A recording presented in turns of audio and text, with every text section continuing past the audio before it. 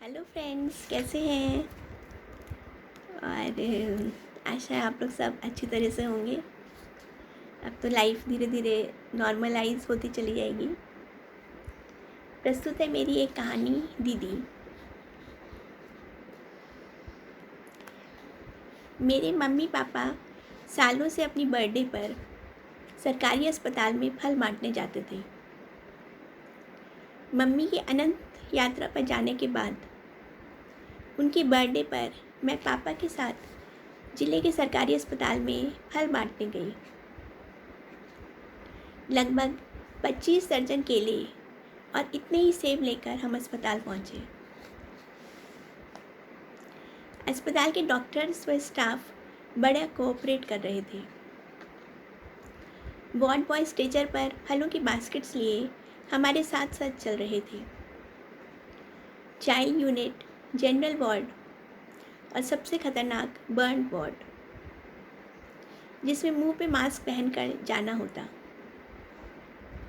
होते होते हम पुरुष वार्ड में पहुंचे। मैंने सिस्टर से पूछा, सभी लोग फल लेकर बहुत खुश होते हैं। कभी कोई हैप्पी बर्थडे बोलता और कोई दुआएं देता। वहाँ किनारे के पलंग पर एक काला सा, लंबा लेकिन कमज़ोर सा आदमी करवट लेकर लेटा था। सिस्टर ने उसे हंसकर कहा, अरे देखो, तुमसे मिलने कौन आया है। कौन है? उसने करवट बदलकर सिर उठाकर देखा। देखो, दीदी तुमसे मिलने आई हैं। अच्छा? उसकी सूनी आंखों में खुशी और आश्चर्य का मिला जुला भाव था। मैंने हंसते हुए उसकी साइड टेबल पर फल रखे तो उसने भाव अतिरेक में दोनों हाथ जोड़ दिए थे।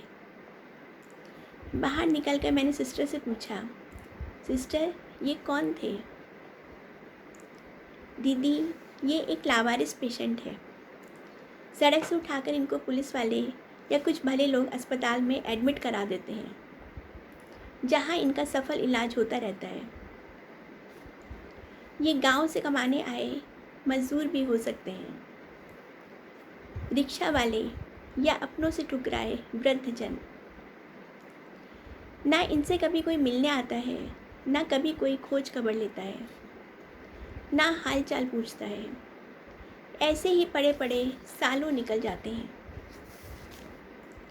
बचपन से माता पिता के लाड़ दुलार और भरे पूरे घर संसार में पली मैं सिस्टर की बात सुनकर सिहर उठी थी।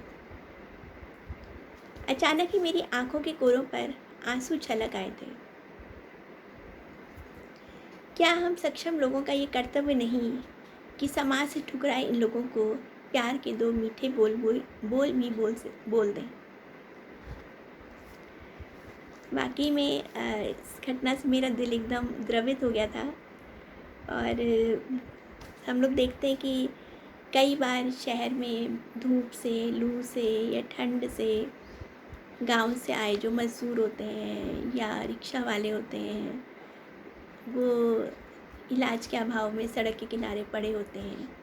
हम उन पर ध्यान भी नहीं देते और सीधे निकल जाते हैं। लेकिन समझ में आता है कि कितना अधिक आज की डेट में धन से अधिक लोगों को प्यार की बहुत आवश्यकता है।